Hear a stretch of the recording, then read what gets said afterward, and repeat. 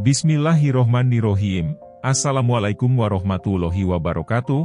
Sahabat yang beriman, pernahkah kalian mendengar tentang perdebatan antara pemuda muslim dengan seorang pendeta yang melontarkan 22 pertanyaan yang tak masuk akal, dan jawaban si pemuda muslim menjadi sebab sang pendeta dan seluruh jemaahnya bersyahadat?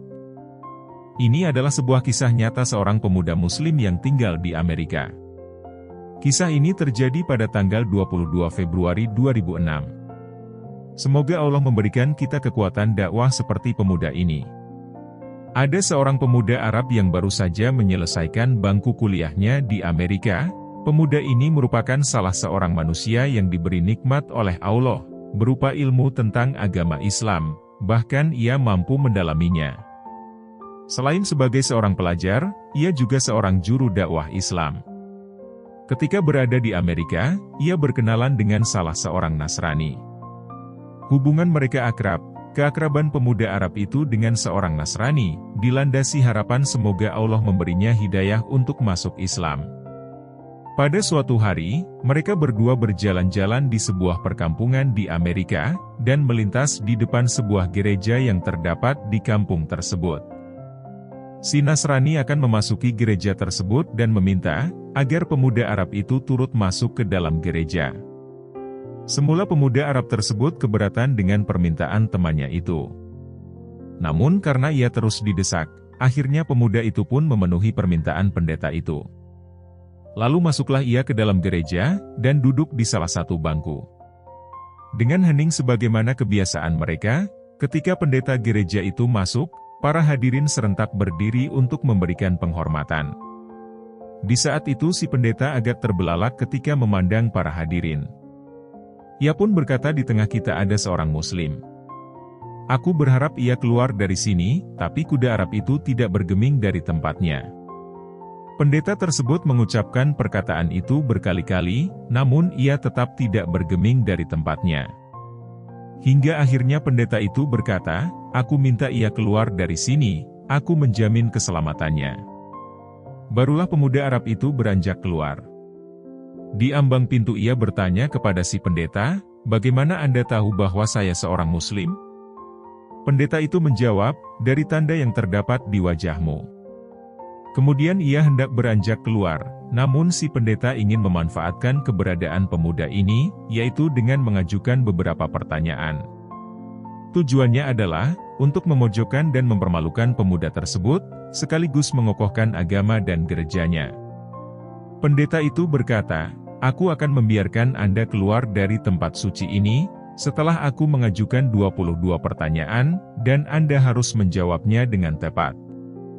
Sang pemuda Arab tersebut tersenyum dan berkata, silahkan. Sang pendeta pun mulai bertanya dengan pertanyaan yang tidak masuk akal. Sebutkan satu yang tidak akan ada duanya, dua yang tidak akan ada tiganya, tiga yang tidak akan ada empatnya, empat yang tidak akan ada limanya, lima yang tidak akan ada enamnya, enam yang tidak akan ada tujuhnya, tujuh yang tidak akan ada delapannya, delapan yang tidak akan ada sembilannya, sesuatu yang tidak akan ada sepuluhnya.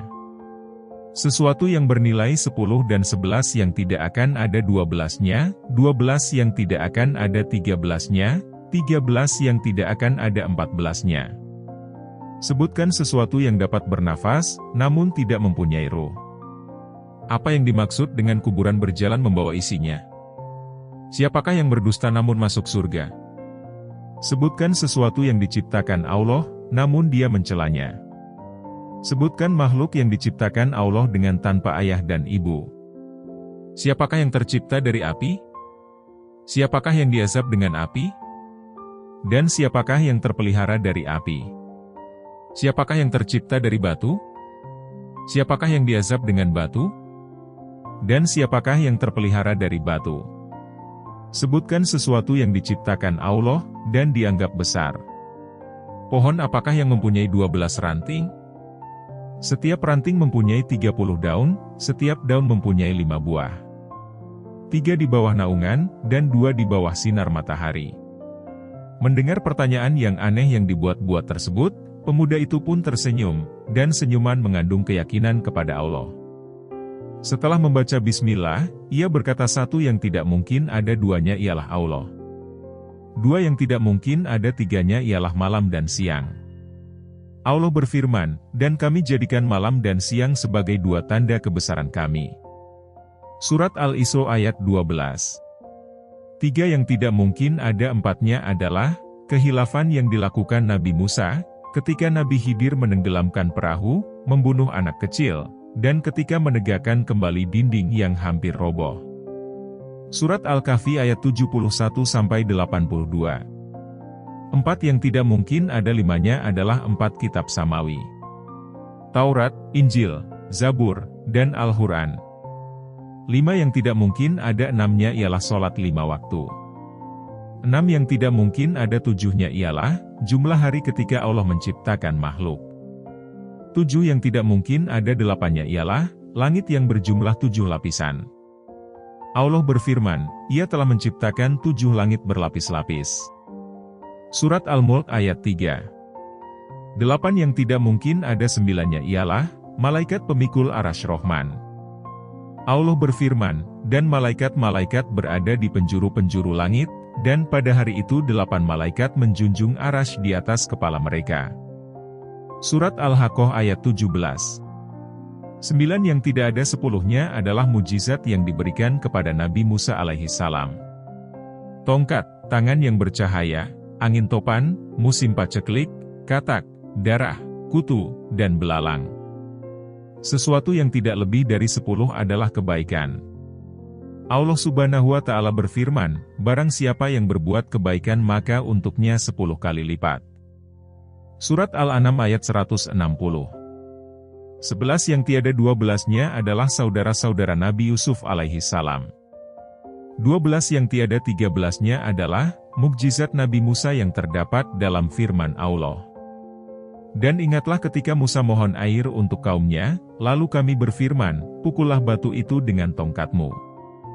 Lalu memancarlah dari pancarannya 12 mata air. Al-Baqarah ayat 6. 13 yang tiada 14-nya adalah jumlah saudara Nabi Yusuf, ditambah ayah dan ibunya. Adapun yang bernafas namun tidak mempunyai ruh adalah waktu subuh. Allah Subhanahu wa Ta'ala berfirman, dan waktu subuh apabila fajarnya mulai menyingsing. At-Takwir ayat 18. Kuburan yang membawa isinya adalah ikan yang menelan Nabi Yunus alaihissalam. Mereka yang berdusta namun masuk ke dalam surga adalah saudara-saudara Nabi Yusuf, yakni ketika mereka berkata kepada ayahnya, wahai ayah kami, sesungguhnya kami pergi berlomba-lomba, dan kami tinggalkan Yusuf di dekat barang-barang kami, lalu dia dimakan serigala. Setelah kedustaan terungkap, Yusuf berkata kepada mereka, tak ada cercaan terhadap kalian, dan ayah mereka, Yakub berkata, aku akan memohonkan ampun kepada Robku, sesungguhnya Dialah yang Maha Pengampun lagi Maha Penyayang. Sesuatu yang diciptakan Allah namun tiada Dia sukai, adalah suara keledai. Allah Subhanahu wa Ta'ala berfirman, sesungguhnya sejelek-jeleknya suara adalah suara keledai. Surat Luqman ayat 19.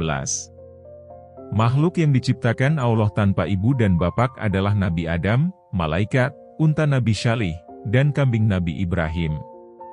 Makhluk yang diciptakan dari api adalah iblis, yang diazab dengan api adalah Abu Jahal, dan yang terpelihara dari api adalah Nabi Ibrahim. Allah Subhanahu wa Ta'ala berfirman, wahai api dinginlah dan selamatkanlah Ibrahim. Surat Al-Anbiya ayat 69. Makhluk yang terbuat dari batu adalah unta Nabi Syaleh, yang diazab dengan batu adalah tentara gajah, yang terpelihara dari batu adalah Asyabul Kahfi penghuni surga. Pemuda Arab itu terus melanjutkan pertanyaannya, ia menjawab pertanyaan yang dibuat-buat, dengan jawaban yang sesuai dengan firman Allah. Walaupun pertanyaan itu disengaja dibuat, hanya untuk mempermalukannya, namun pemuda itu mampu menjawabnya dengan tenang. Hingga sampailah pada jawaban yang terakhir. Adapun pohon yang memiliki 12 ranting, mempunyai 30 daun, setiap daun mempunyai 5 buah. 3 di bawah teduhan, dan 2 di bawah sinar matahari.